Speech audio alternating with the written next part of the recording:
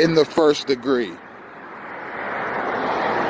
And those officers would have never known it. Namely, because Officer Smith did not give my information to dispatch. Now you'll have to ask yourself, why would a police officer take a person's name, social security number, and date of birth, write it down, and then leave? Why didn't that officer call dispatch right then and there and ask the people at dispatch to run my information to make sure that I didn't have any outstanding arrest warrants against me?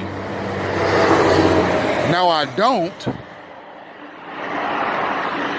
but they didn't know that. I could have been the subject of a manhunt. I could have had the U.S. Marshals after me, and those officers would have never known.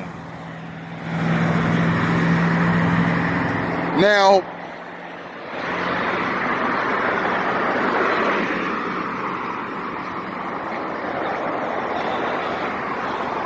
why would an officer ask me for my information and then not call dispatch and ask them for my background? Because they could do that immediately, tell you right on the spot whether or not I'm in any kind of trouble. They wanted to wait until either they got back to the station so they could run it that way, because it's more private,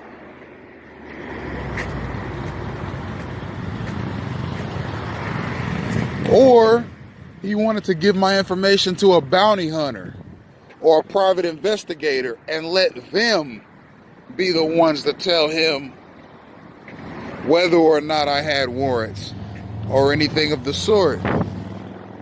Now, if I had have had warrants,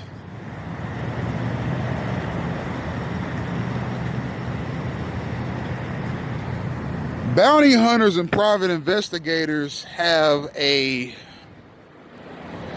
more confrontational way of apprehending suspects that have warrants than general police departments. And that's what they were going for. They didn't want to run my information. And this kind of looks like a police car right here. I can't really tell. It's unmarked, but it looks just like a police car. It's got the same kind of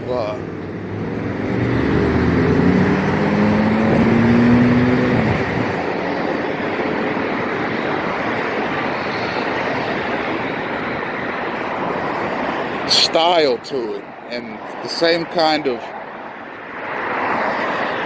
accessories like the grill and the mirror. I saw a laptop on the inside of the car.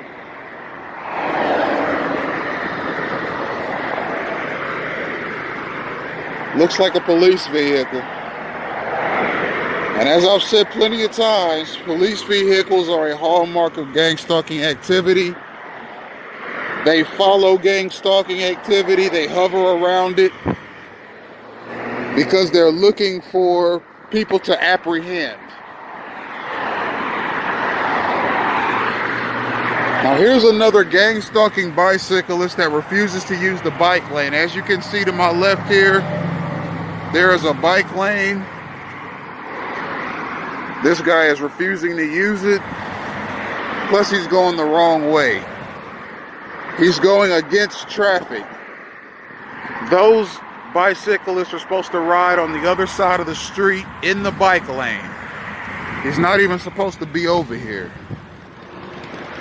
That is a hallmark of gang-stalking activity.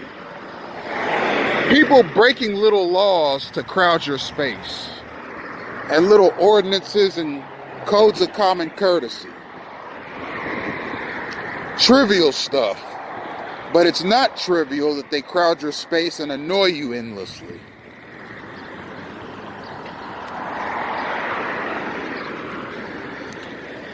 So anyhow, back to the police.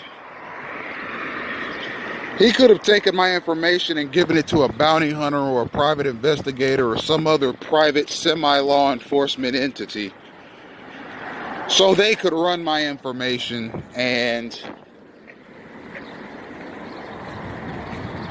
find me and apprehend me themselves.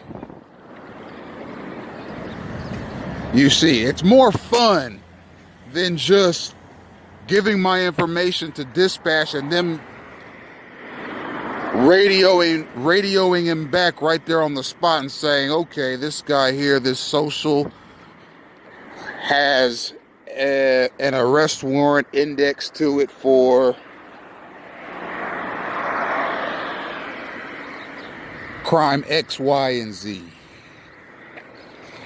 And then they'd have to take me to jail right away. Now, I don't have arrest warrants or anything of the sort, but I could have arrest warrants, and that officer never would have known. You see. So, I say that to say that where gang stalking rears its head, it takes away the professionalism of people that are supposed to be professionals. The professional thing for that officer to do would have been to give my information to dispatch right then and there to make sure that I didn't have warrants. Because again, I could be a violent, murderous felon with warrants against me for violent, murderous felonies, and those officers never would have known. I could have gone on a killing spree right after they left.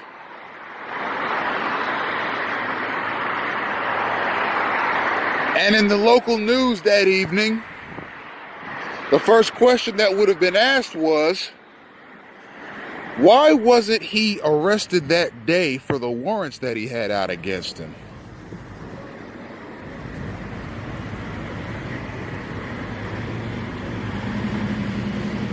More synchronized space crowding here, and notice how he had to get on the sidewalk.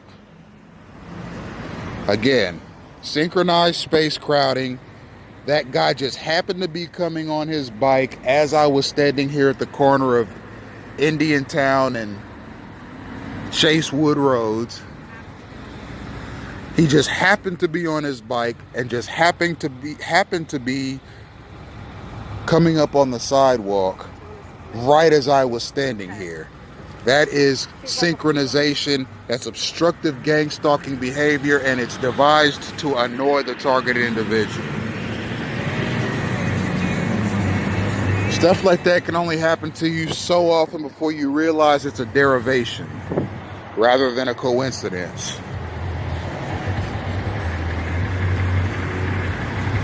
So anyhow, the first question that would have been asked that night on the evening news is how come he wasn't arrested for the outstanding warrants that he had right there on the spot?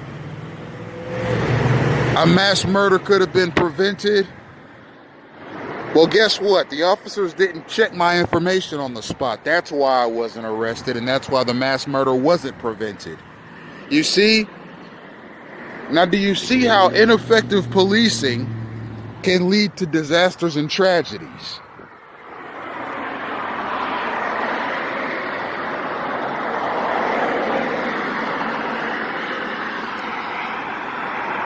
You see, for whatever reason, those officers did not run my information with dispatch. They just took it and left. That's a gang stalking tactic. That's a gang stalking tactic. Who knows what that officer did with my information?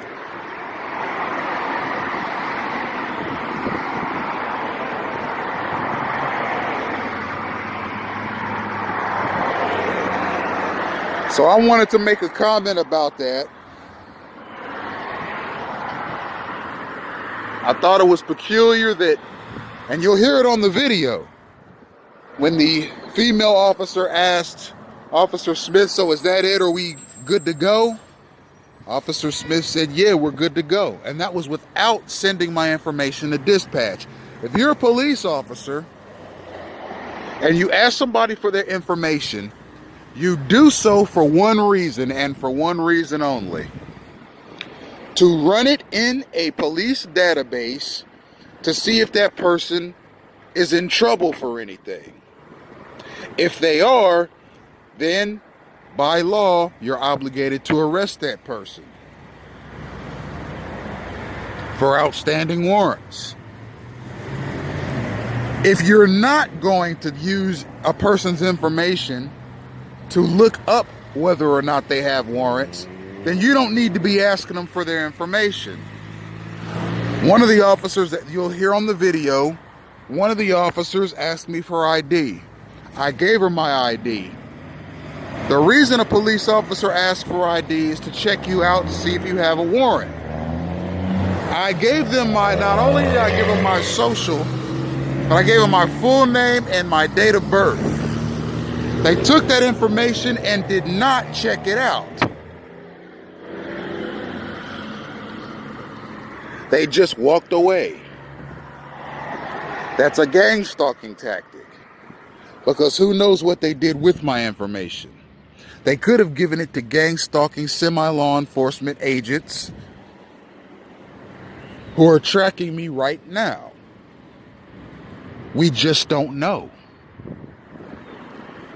I wanted to comment on that because you'll hear in the video them ask me for not only my ID, but you'll hear Officer Smith ask me specifically for my social.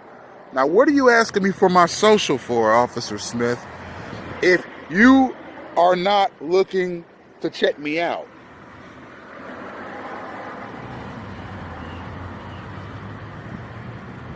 You see. So I wanted to make comments about that.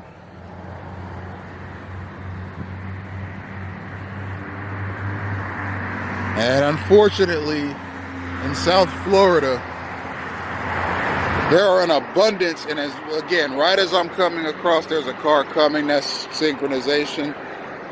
There's an abundance of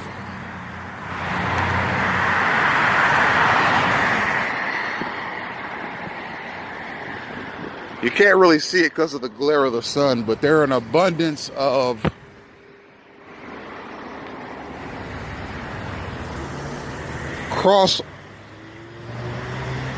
crossway lights or walkway lights that just don't work. You have to jaywalk in order to get from one side of the street to the other.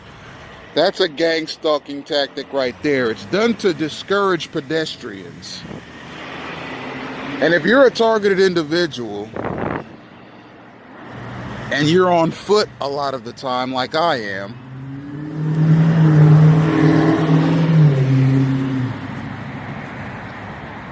you encounter a lot of walkway lights that don't work. That's done specifically to disadvantage you. And it's done to force you to jaywalk, making you look like a person that disregards the law.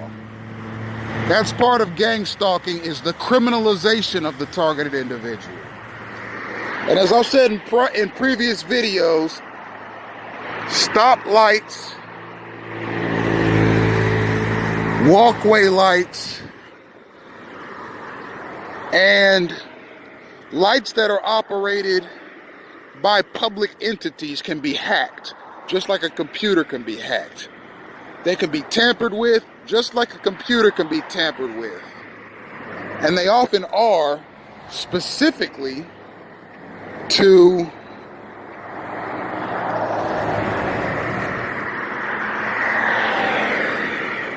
disadvantage a targeted individual. And I'm telling you, a lot of gang stalking is carried out by semi-law enforcement agencies, the private sector. It has national and international intelligence mechanisms to it It's got national and international military mechanisms to it. It's got national and international federal law enforcement agencies involved. And it's got national and international private security firms. Now, the private security firms are the ones that, and don't let me forget churches. There is a religious element to gang stalking. They like to try and muscle targeted individuals into going into church. A lot of gang stalkers that a targeted individual runs into talk about God a lot. God and Jesus. In an attempt to try and get the targeted individual to go to church and pay 10% of whatever they get to the church.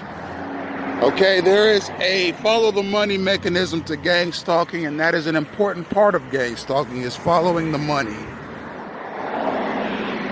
So I've named intelligence, military, federal law enforcement, private security, and church elements in gang stalking. And it is a collaborative effort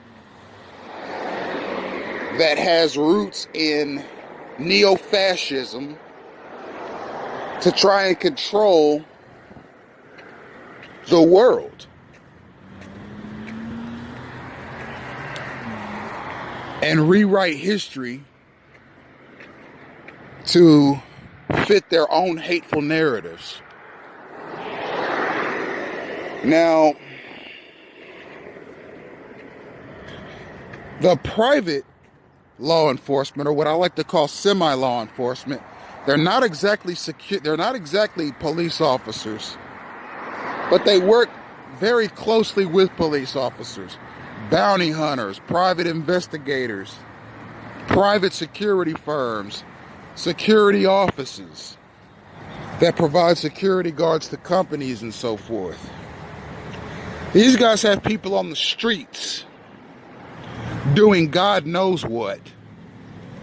But I know for a fact a lot of what they do is gang stalking. They just systematically harass targets. And how does a person become a target? I've spoken at some length about that in previous videos. A person can become a target by having a messy divorce, being a whistleblower, being a political dissident, being very passionate about a political cause, having an inheritance, or making the wrong enemy. That's how a person becomes a target.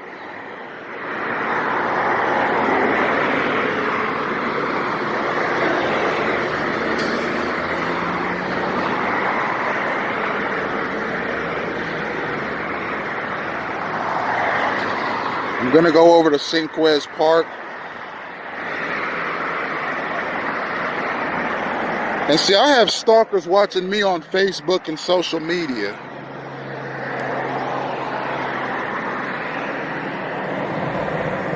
The first post that I posted on Facebook, where I tagged my location as Jupiter. Almost that very minute, I started seeing an uptick in gang stalking activity. That's because I have gang stalkers in South Florida, the deep south of Florida, Miami and Miami Beach, in that area. Also in the Aventura and Hallandale Beach areas that are stalking me. They have gang stalking permissions on me. And they cyber stalk me on all of my social media pages, and they saw on my Facebook page that I was in Jupiter, and they immediately used their resources to stalk me out here. And it's some of the most gross, hateful, and annoying stuff you will ever see. I've talked about scent harassment, obstruction, like this guy here. He just happens to be crossing as I'm crossing.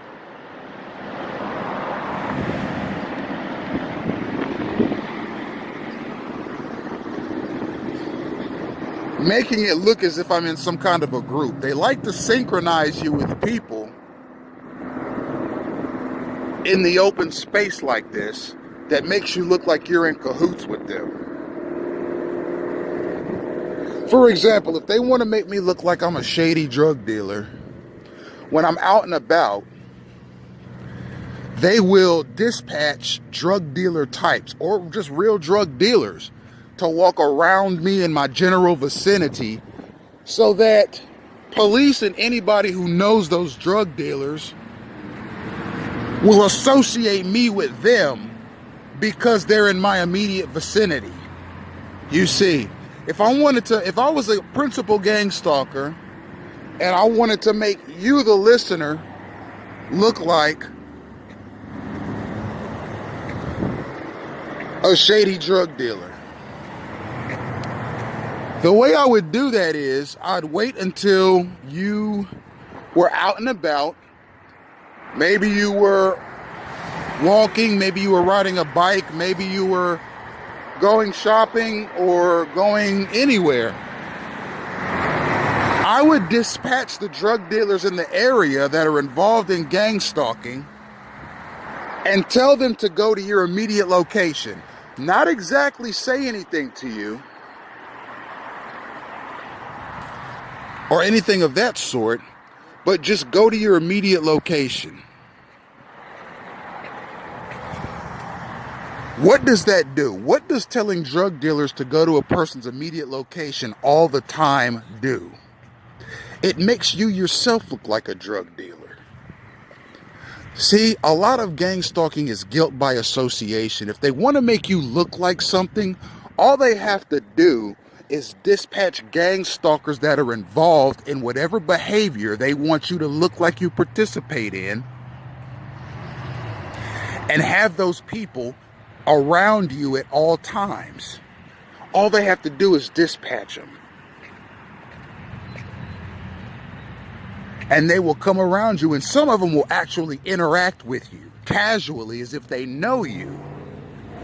And anybody that's around that knows the kind of activity they're involved in now associates you with that activity, even though you don't know those people and you've never seen them a day in your life. As a matter of fact, look at my gang stalking and pictures page on Twitter.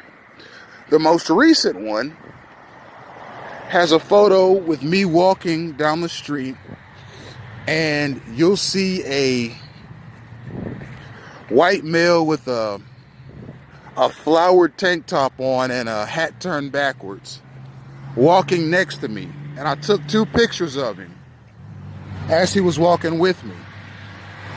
And this guy is a drug dealer, and he stopped me as I was walking to the library,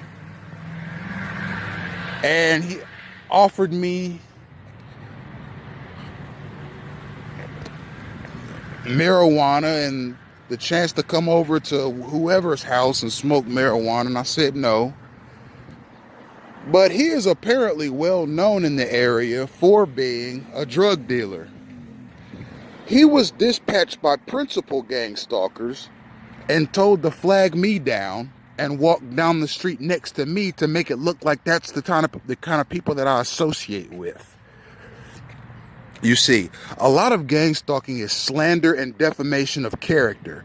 And one way they do that is just by talking about you hatefully. And another way they defame your character is by having certain kinds of people around you a lot and even interacting with you so as to make it look like you are one of them.